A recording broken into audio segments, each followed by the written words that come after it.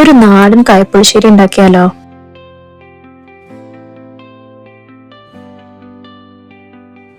രണ്ട് പച്ചക്കായ എടുത്ത് കഴുകി ഇതേപോലെ തിൻ സ്ലൈസസ് ആയിട്ട് കട്ട് ചെയ്യണം. ഇത് നമ്മൾ മൺചട്ടിയിലാണ് കേട്ടോ ഉണ്ടാക്കുന്നത്.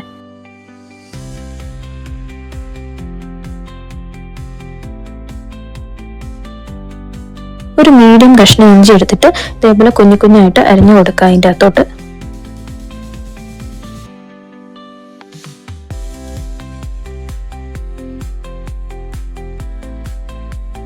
നല്ല എരിവുള്ള 3 ഉണ്ടമുളക് ഞാൻ ഇതേപോലെ സ്ലൈസ് ചെയ്ത് ഇതിലേക്ക് ചേർത്ത് കൊടുക്കുകയാണ്. ഒരു 3/4 ടീസ്പൂണോളം മഞ്ഞൾപ്പൊടി ഇതിൻ്റെ അകത്തോട്ട് ഞാൻ ചേർക്കുന്നുണ്ട്. 2 ടീസ്പൂൺ എരിവുള്ള മുളക് പൊടിയും ചേർക്കാം.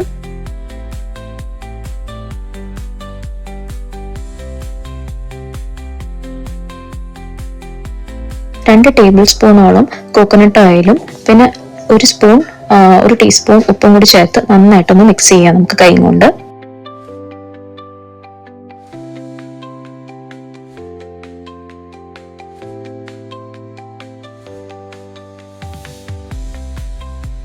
ഒരു കപ്പോളം വെള്ളം ചേർത്തിട്ട് നമുക്ക് നന്നായിട്ട് മിക്സ് ചെയ്ത് കായ വേവിക്കാനായിട്ട് വെക്കാം.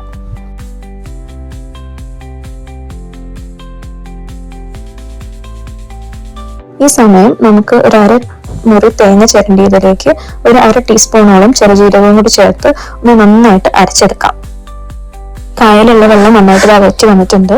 ഇനി ഇതിലേക്ക് നമ്മൾ അരച്ചു വെച്ച തേങ്ങാപ്പാൽ ഒരു അരിപ്പേക്കൂടെ ചേർത്ത് കൊടുക്കാം. ഇത് നന്നായിട്ടൊന്ന് ഇളക്കി കൊടുക്കാം കേട്ടോ.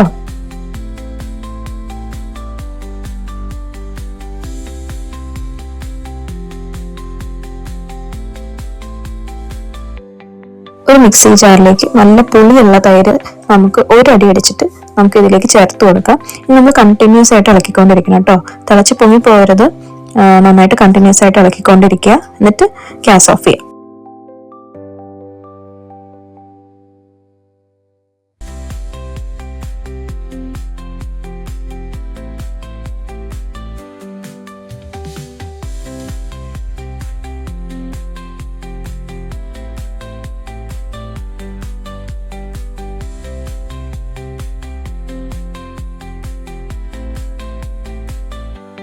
താളിക്കാനായി ഒരു പാനിലേക്ക് കുറച്ച് വെളിച്ചെണ്ണ ചേർത്തിട്ട് കടുക് ചേർത്ത് കൊടുക്കാം.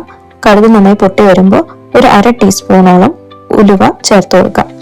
പയ്യെ പൊട്ടി വരുമ്പോഴത്തേക്കും നമുക്കിതിലേക്ക് അരിഞ്ഞു വെച്ച കുഞ്ഞുള്ളിയും കറിവേപ്പിലയും കൂടി ചേർത്ത് നന്നായിട്ട് ഒന്ന് ഇളക്കി കൊടുക്കാം. ഇത് ഏകദേശം ഒരു ഗോൾഡൻ ബ്രൗൺ ആയി കഴിയുമ്പോൾ നമുക്ക് ഒരു ടീസ്പൂണോളം കശ്മീരി ചില്ലി പൗഡറും കൂടി ചേർക്കാം. ഇത് ചേർക്കുന്നത് ഓപ്ഷണലാണ്. കറിക്ക് നല്ലൊരു കളർ വരാൻ വേണ്ടിയാണ് നമ്മളിത് ചേർത്ത് കൊടുക്കുന്നത്.